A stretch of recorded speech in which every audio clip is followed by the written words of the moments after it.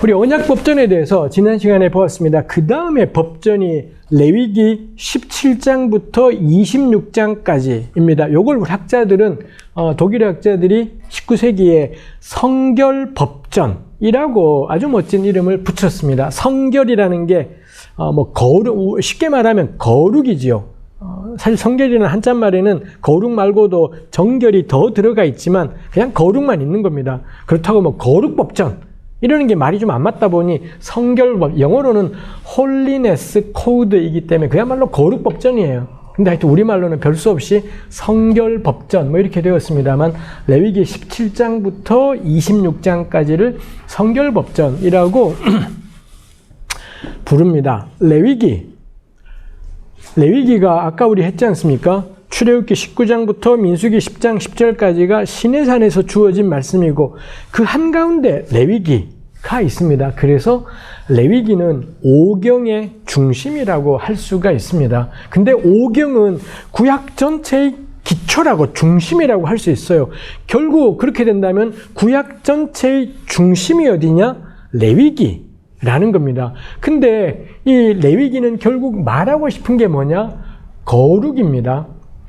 거룩한 거룩에 대해서 이야기하는 것이 있고요. 근데 레위기 19장을 보시면 레위기 19장 2절이 내가 거룩하니 너희도 거룩하라. 하나님이 거룩하시다라는 선포만이 아니라 그러니 너희도 거룩하라. 이렇게 표현을 해요. 그래서 레위기가 거룩을 말한다고 할 때 거룩을 명시적으로 명령하는 구절이 레위기 19장 2절, 레위기 19장 이더라 라는 것입니다. 그렇다면 레위기 19장은 레위기 전체의 중심일 수 있겠다 싶은 거죠. 근데 레위기는 오경의 중심인 거고 구약의 중심이잖아요.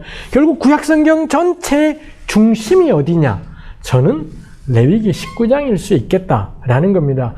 이 어떤 율법학자가 예수님을 찾아와서 예수님 율법 가운데 제일 큰 게 뭡니까? 라고 질문했을 때 예수께서 답하시기를 하나님을 사랑하라 그리고 내 이웃을 사랑하라. 내 이웃을 내 몸처럼 사랑하라 였지 않습니까? 그 말씀 내 이웃을 내 몸처럼 사랑하라가 구약에 어디에 나오느냐? 레위기 19장 18절에 나오는 말씀입니다. 하필이면 예수께서 율법 가운데 제일 핵심이 뭐냐라는 질문을 레위기 19장에서 찾아내신 게 저는 우연은 아니겠다 싶은 것이지요. 해서 레위기는 중요합니다. 우리 이번 강의에 참여하시는 분들은 평생에 레위기를 몇 번 읽어보신 적이 있습니까? 구약에서 제일 심란한 책이 있다면 레위기라고 어쩌면 생각할 수도 있습니다. 정말 지루할 수 있습니다만 놀랍게도 레위기는 구약의 중심입니다. 그래서 저는 레위기를 읽다가 어떤 은혜를 경험하면 저는 자신 있게 말할 수 있어요. 저분의 신앙이 저는 성장했다, 변화되었다라고 어떻게 깨닫고 은혜를 받았던 간에 하여튼 레위기는 저는 우리 신앙의 획을 그을 수 있는 책이라고 생각을 합니다.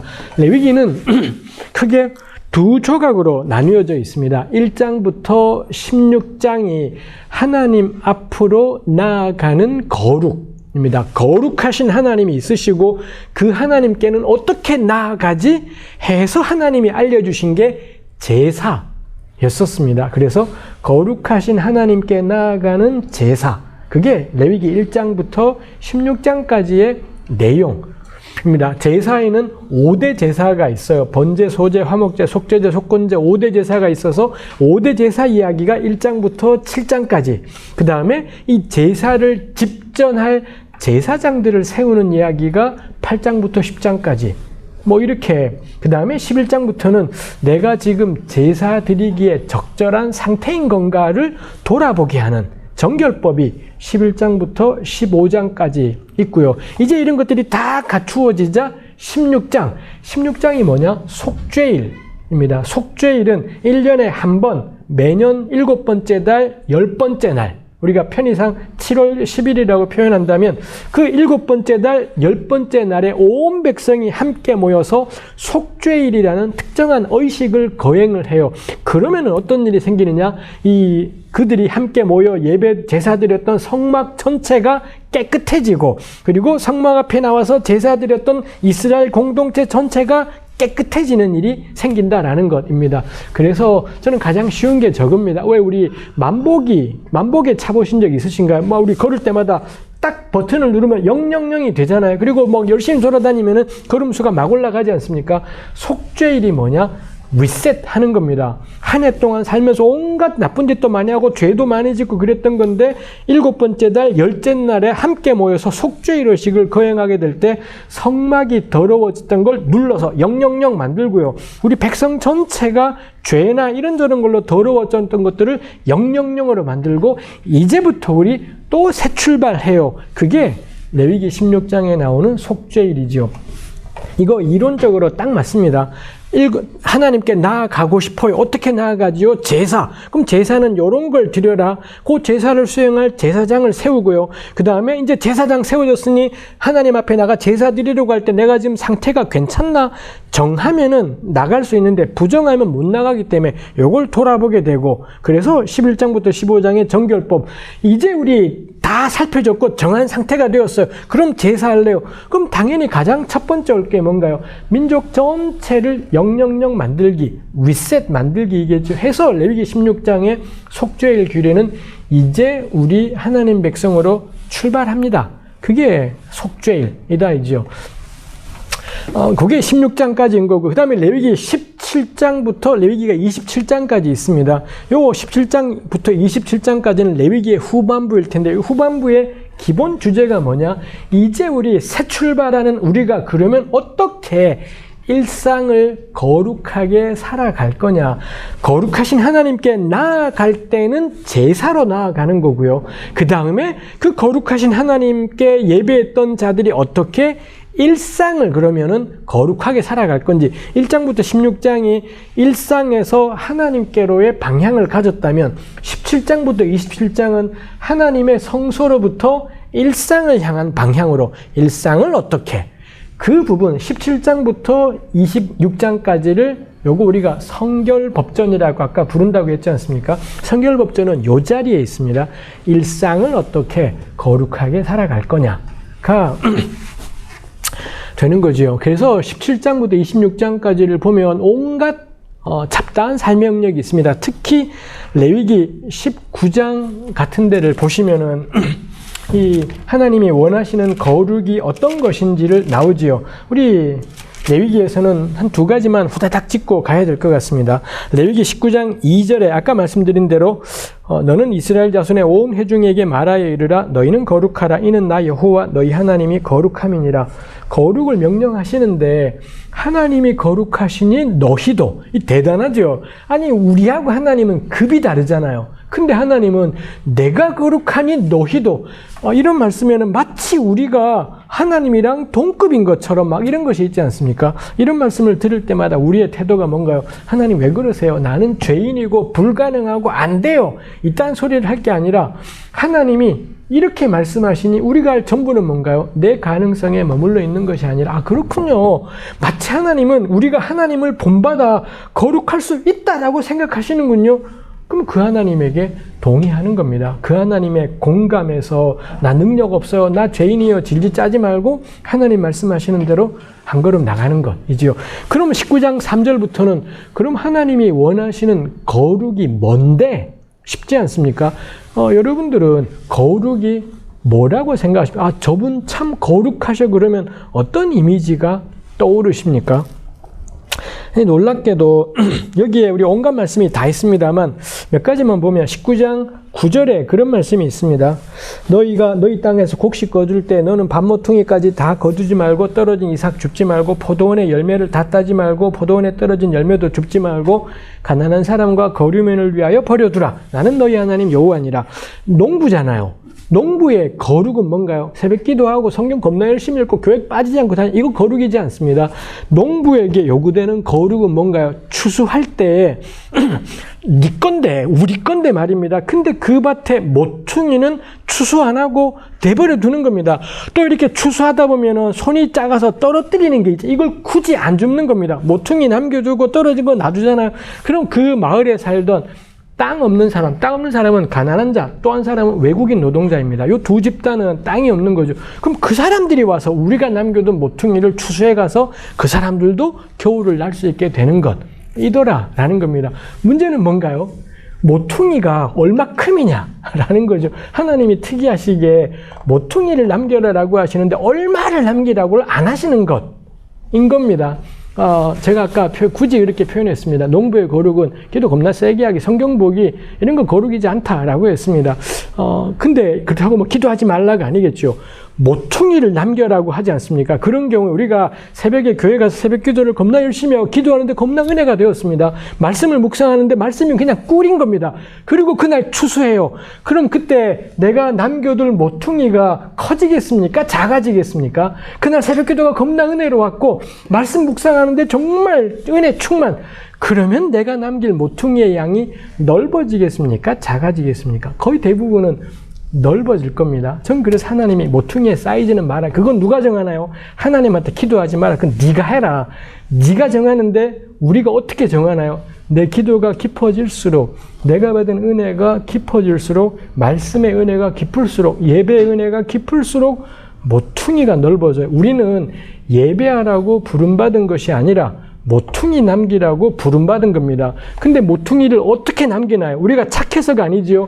은혜를 깨닫게 될 때, 하나님의 은혜가 참 큼을 알게 될 때, 하나님과의 교제가 정말 기쁘게 될 때, 그게 우리로 하여금 놀랍게도 나도 먹고 살기 쉽지 않은데 모퉁이를 그 가난한 사람을 위해, 외국인 노동자를 위해 남기게 되는 일이 있는 거죠. 제가 늘 아쉬운 게 목사님들이 계속 기도하라고 어릴 때부터 쪼아야 되는데 왜 기도해야 되는지가 전 또렷하지 않았습니다. 레위기 공부하면서 깨달았어요. 나누고 살기 위해 기도가 필요해요. 왜냐하면 쫄리니까요. 고대 이스라엘은 자급자족하는 자영농입니다. 그래서 요만큼 농사에서 지금 먹는 거예요. 근데 어떤 애는 흉년이 들 수 있고요. 어떤 애는 전쟁이 나는 겁니다. 그래서 저축이 필요하잖아요. 아무리 저축해도 시원찮아요. 근데 모퉁이를 남기고 그 모퉁이가 사이즈가 커지려면 이거 겁나 쫄리는 일인 겁니다. 그때 그래서 19장 10절 마지막에 그 말씀이 있어요. 나는 너희 하나님 여호와니라. 성결법전이 17장부터 26장이라고 했잖아요. 근데 19장만 계속 요 표현, 긴 거는 나는 너희 하나님 여호와니라, 짧은 건 나는 여호와니라가 계속 이 19장에서만 이 두 표현이 모두 16번이나 반복이 돼요. 왜 이걸 여기 유독 막 썼겠습니까? 모퉁이 남기자니 쫄리는 거예요. 너무 불안하고 초조하고 걱정되지요. 그때 나는 여호와니라, 나는 너희 하나님 여호와니라. 쫄지 마라. 땅이 네 먹여 살리는 게 아니라, 재산이 네 먹여 살리는 게 아니라 내가 너 하나님이다라고. 신앙은 여기서 작동하는 겁니다. 나 예수 겁나 세게 믿어요. 이딴 거에 신앙이 작동하는 게 아니라 모퉁이를 남길 때 여기에 우리의 믿음이 작동을 해요. 하나님이 내 하나님이시구나. 그러면 모퉁이를 남겨요. 삭개오가 예수님 만나고는 내 재산의 4분의 1을 가난한 자에게 주겠다. 거기 모퉁이 같은 말 나오지 않았습니다. 그렇지만 저는 상상을 해봐요. 이 모퉁이 남기는 이유는 가난한 자 때문인데, 삭개오는 뭐 절반을, 4분의 1을 그러잖아요. 이 주님을 만난 기쁨이 되자 절반이 모퉁이로 보이는 셈이구나 싶고요. 사도행전 2장에 가면 오순절 성령 강림했습니다. 성령 충만되죠. 어떻게 됐나요? 가진 재산 전부를 다 내어놓았고 이거를 나누었더니 공동체에 가난한 자가 없더라. 거기도 역시 내어놓았던 것들이 가난한 자를 없어지게 만드는 데 쓰였다는 점에서 성령 충만은 뭘로 드러나나요? 이 자기 가진 전부를 다 내어놓아 우리 함께 살아가는 이웃들 사이에 가난한 자가 없어지는 것, 여기에서 성령 충만이 드러나게 되는 것이죠. 거기도 모퉁이 발언 언급은 나오지 않습니다. 제가 한번 상상을 해보는 것이지요. 그래서 기도하라고 부름받지 않았고요. 성경 읽으라고 부름받지 않았고 교회 다니라고 부름받은 것이지 않습니다. 모퉁이 남기는 게 하나님이 찾으시는 거룩이에요. 근데 그 거룩한 삶을 살기 위해서 우리는 예배하지 않으면 우리 마음이 좁아져요. 하나님 말씀을 늘 묵상하고 하나님께 기도하지 않으면 우리는 금방 이기적이고 두려움과 불안에 가득 찬 결정을 할 수밖에 없는 것이지 않겠습니까? 한 가지 더 보면은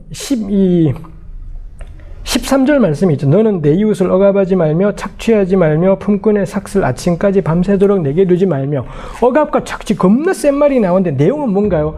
품꾼, 당신은 일용 노동자인 거죠. 그날 일하고 그날 품삯 받는 거예요. 근데 이 주인이, 고용주가 그날 저녁에 퇴근할 때 지급해야 되는 일당을 그 다음날 주는 겁니다. 왜 인간이 그 다음날 주는 걸까요? 노동자, 너의 목숨은 내가 쥐고 있다라는 걸 아마 그 과시하는 것이겠습니다만, 임금을 안 준 것도 아니라 체불한 겁니다. 근데 레위기는 뭐라 그러느냐? 억압과 착취다라고 그렇게 표현하잖아요. 우리 교회 다니면서 주일 11시 예배 때 억압과 착취 그런 말 들어본 적 있냐? 라는 겁니다. 우리 교회 설교는 겁나 말랑말랑해요. 형제님 사랑해요. 자매님 축복해요. 겁나 말랑말랑한 말 천지입니다. 근데 레위기엔 있잖아요. 특히 레위기 19장 거룩을 이야기하는 레위기 전체의 핵심장에 억압과 착취가 나오고요. 그 내용이 뭔가요? 노동자의 품삯을 제대로 지급하지 않는 것을 억압과 착취라고 규탄하고 있더라라는 겁니다. 그래서 고용주의 거룩은 직원들 모아놓고 예배드리기 이딴 것이지 않습니다. 예배 드리십시오. 참 좋은 일입니다. 근데 고용주가 해야 될 가장 중요한 일은 뭔가요? 노동자들이 일한 만큼의 정당한 임금을 제 시간에 제대로 지급하는 것. 얼마나 멋져요. 거룩이라는 가장 신비스러운 종교적인 언어를 제 시간에 지급된 임금. 얼마나 멋지게 놀라게 돼요. 가장 종교적이고 심오할 단어를 가장 일상적인 말로 표현해내고 있더라. 이제 거룩은 딱 교회 바닥 용어입니다. 교회 다니는 사람들은 느낌이 오지만 교회 바깥의 사람은 안 올 겁니다. 근데 레위기는 이 가장 심오한 단어를 제 시간에 지급된 임금이라는 지금 21세기에도 납득이 돼. 이런 표현들이 있다라는 게 이게 레위기 19장에 우리가 더 다루지는 못하지만 계속 그런 내용들이 나오는 것이 있습니다. 그럼 우리가 소망이 생기잖아요. 아, 이게 거룩이라면 교회는 세상의 빛이구나 싶은 거죠. 아, 교회는 예수 믿으세요가 사람들이 다 예수 믿게 되면 우리 노동자들이 다 같이 살겠구나. 비정규직 노동자 같은 이런 제도는 없어지고 누구든 열심히 일하면서 함께 살아갈 수가 있는 세상이 되겠구나. 예수 믿으면 이런 일이 생기겠구나 싶은 거죠. 유감은 뭔가요? 안 그렇다는 것. 우리네 교회는 주일 예배에 억압과 착취를 말한 적이 거의 없다라는 게 노동자들이 정당한 임금을 받기 위해서 이 파업을 하거나 싸울 때 다 그거를 멀리하고 함부로 말하든지 아니면 모른 채 해버리든지 우리 늘 그래왔다. 이 노동자들의 파업하고 이 하나님을 믿는 것하고 어떻게 연관되는지를 거의 생각하지 않은 채 지내와서 가끔은 의심이 생기는 거죠. 다 교회 다니면 뭐가 바뀌지? 대한민국 사람이 다 예수 믿게 되면 우리 사는 세상이 좀 더 괜찮아질 거라는 것에 대해 설득이 안 되는 경우가 너무 많더라라는 것이지요. 여기에서 또 하나 중요한 것이 레위기 25장에 나와 있는 희년이라는 제도입니다. 레위기는 숫자 7을 겁나 좋아하는 것이 있습니다. 그래서 7일마다 돌아오는 안식일, 레위기 23장이 절기에 대해서 이야기하는데 그 절기의 가장 처음이 안식일부터 시작해요. 이게 특이하잖아요. 절기는 기본적으로 우리도 그렇잖아요. 1년에 한 번 오는 게 절기라고 하지. 그럴 텐데 특이해. 그럼 또 이 출애굽기랑 신명기는 1년에 한 번 돌아오는 절기를 명백하게 이야기합니다. 근데 레위기만 유독 레위기 23장에서는 절기를 다루겠다 놓고는 가장 처음에 뭘 다루느냐? 안식일부터 다루어요. 일주일마다 돌아오는 안식일을 다루고요. 안식일부터 시작해서 레위기 23장에 보면 1년에 7번의 연례절기가 6월절부터 시작해서 초막절까지 7개의 절기를 소개해요. 출애굽기랑 신명기에는 절기는 3개밖에 없습니다. 6월절, 이 맥추절, 초막절 3대 절기밖에 없는데 레위기 23장은 7대 절기, 7개의 절기가 소개가 되고요. 그래서 안식일이라는 7일짜리 절기부터 시작해서 1년에 7번의 연례절기가 있고요. 그 다음에 7년마다 1년을 쉬는 안식년이 있고요. 7번의 7년마다 쉬는 희년이 있고, 그래서 숫자 7을 계속 늘려가는 거죠. 해서 가장 짧게는 7일마다 돌아오는 안식일, 가장 길게는 7번의 7년, 49년마다 돌아오는 희년까지 되어 있습니다. 그래서 레위기는 희년이라는 건 결국 안식일의 확장이다라고 레위기는 그렇게 생각을 하고 있는 거죠. 그 절기 가운데 가장 마지막에 있는 게 희년입니다. 근데 레위기 25장 8절을 보시면은 레위기 25장 8절부터 희년 이야기가 나오는데 9절에 일곱째 달 열흘 날은 속죄일이니 해서 희년이 되면, 희년은 근데 언제부터 시작이냐? 1일부터 시작하는 게 아니라 일곱 번째 달, 10번째 날, 그 날이 되면 이 나팔을 부는 것부터 그 해의 50년째 희년이 시작되는 겁니다. 왜 7월 10일에 시작하지? 근데 여기 9절에 나와 있잖아요. 그 일곱 번째 달 열흘 날은 속죄일. 아까 우리 했지 않습니까? 레위기가 1에서 16장, 17에서 나머지 두 조각 난다라고 했고, 이 1에서 16장의 결론 부분에 16장이 말하는 게 뭔가요? 속죄일이었더라는 거죠. 모든 죄와 부정으로부터 정결케 되는 리셋. 이게 속죄일. 이 전반부의 결론이 16장입니다. 근데 후반부 17장부터 시작되는 성결법전의 결론이 뭐냐? 25장에 나와 있는 희년인데, 근데 그 희년은 언제 시작하냐? 속죄일에 시작하더라는 거죠. 이 속죄일은 16장 전반부의 결론이잖아요. 해서 7번씩 7년이 지난 다음에 7월 10일에 시작하는 희년은 결국 레위기 전체를 제 한 몸에 담아내고 있구나. 이렇게 우리가 말할 수가 있겠다라는 것입니다. 희년은 이 모든 땅이 원주인에게로, 모든 팔려갔던 노동자들이 해방되는, 요게 요 두 가지, 땅이 돌아오게 되고 노동력이 해방되는 요 두 가지가 희년의 핵심이다라고 우리 10절, 11절 이하에서 쭉 이야기하는 것이 있습니다. 살다 보면은 먹고 살기 힘들다 보니 하나님께 받은 땅을 남에게 팔 수가 있겠지요. 근데 땅을 팔고도 해결이 안 되다 보니 몸뚱아리를 이 집 종으로 팔고 우리 아내도 팔리고 우리 아이들도 남의 집 종으로 팔리고 그럴 겁니다. 그러다가 희년이 돌아오게 되면 무조건 내가 팔았던 땅이 다시 나에게로 돌아오게 되고 남의 집에 팔려갔던 사람들이 무조건 자유의 몸이 되어서 다시 돌아오게 된다. 이게 희년입니다. 그런 점에서 땅이 원래로 돌아오고 몸뚱아리가 원래로 돌아온다는 점에서 우리 짐작이 되나요? 아, 희년도 리셋인 거구나. 희년도 다시 새로 시작. 이게 희년인 거구나 싶은 것이 있지요.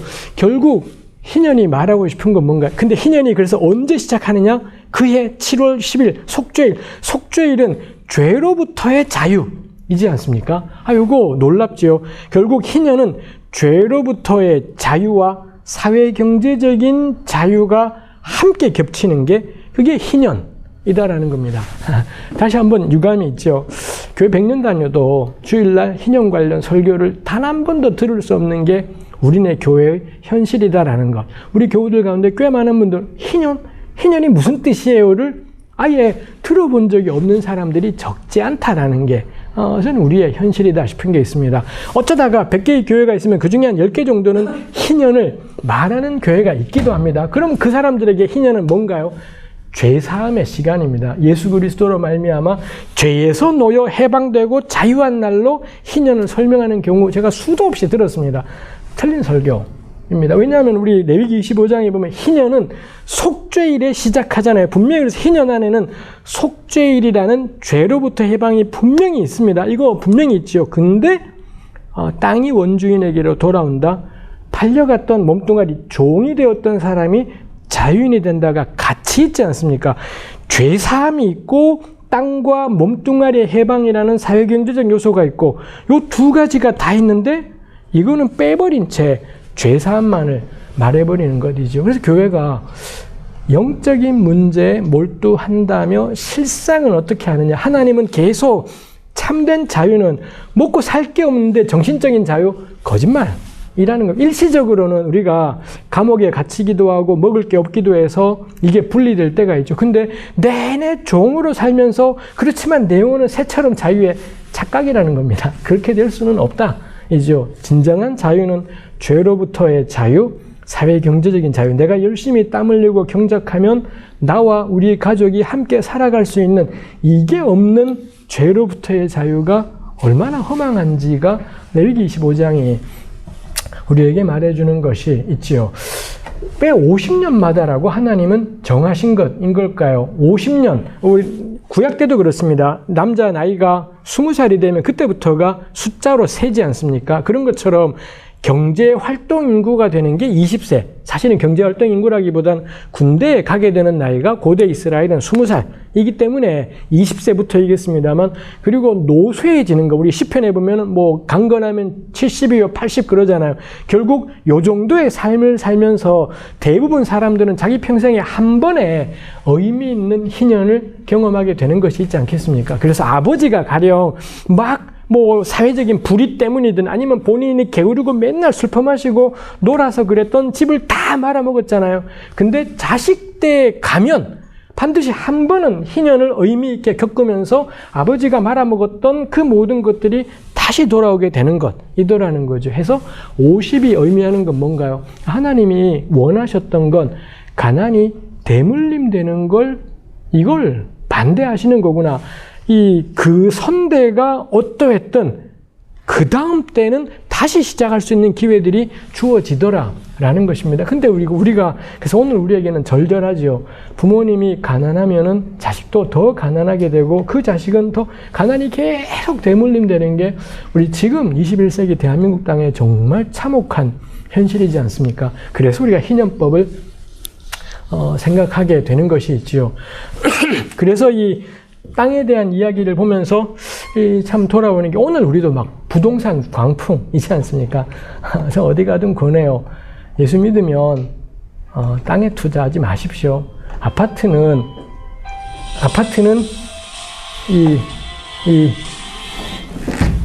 아파트는 행복한 삶을 살아가는 공간이지 재산 증식의 수단이 아닙니다. 우리나라가 지금 노후가 불안하다 보니 다들 집에다가 투자합니다만, 내가 집을 그렇게 이렇게 막 끌어모아서 투자들을 하게 될 때 이게 고스란히 우리 이웃들에게는 피해가 되는 것이 있습니다. 집은 재산 증식의 수단이 아니라 쉬고 행복하고 사랑하고 누리는 것, 그게 집이다라는 겁니다. 저는 희년법 말씀이 오늘 우리한테도 적용되겠다 싶어요. 그럼 우리가 이 권력을 잡는 사람들에게 끊임없이 요구할 것이 아파트가 재산 증식의 수단이 되지 않게 하는 것, 그 누구라도 편히 쉬고 잘 집이 생겨나는 틀들을 만들어 가도록 계속 그거 우리가 요구할 일이겠다 싶은 것이 있습니다. 그럴 때 희년 말씀이 오늘 우리에게도 적용되는 것이 있겠다 싶습니다. 요게 레위기의 성결법전 17장부터 26장까지에 나와 있는 내용입니다. 오늘 우리가 했으면 했는데 다루지 못한 내용은 민수기하고 신명기에 나오는 하나님의 율법 체계에 대해서는 우리가 시간상 다루지 못했습니다. 요거 다음 주에 우리가 보면서 휙 다루고 그 다음 내용으로 가도록 하겠습니다. 오늘도 함께 참여하시느라 애쓰였습니다. 다음에 뵙겠습니다.